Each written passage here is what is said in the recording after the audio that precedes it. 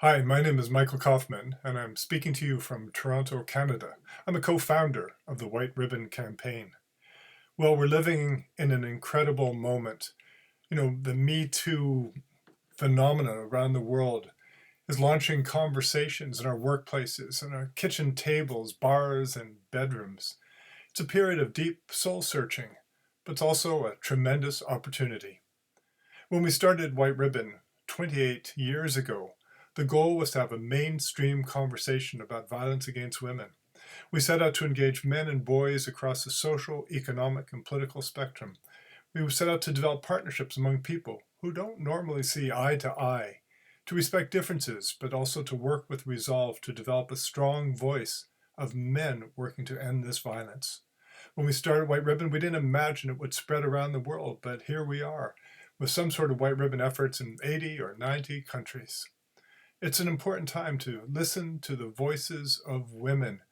After all, I think for me, my inspiration has come from the strength and heroism of so many women.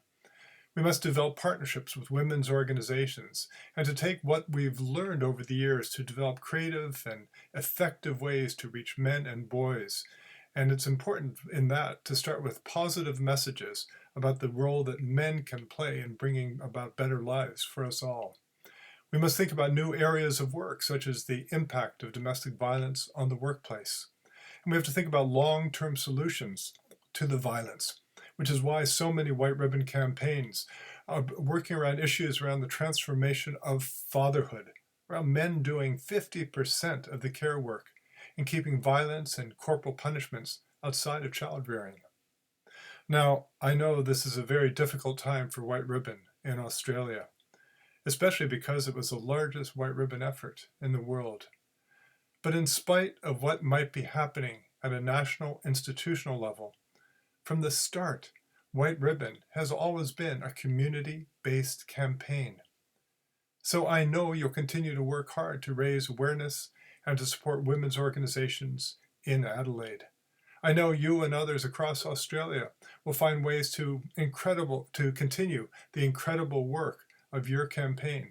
The workplace program, the schools programs that have set an example to the rest of us in the world.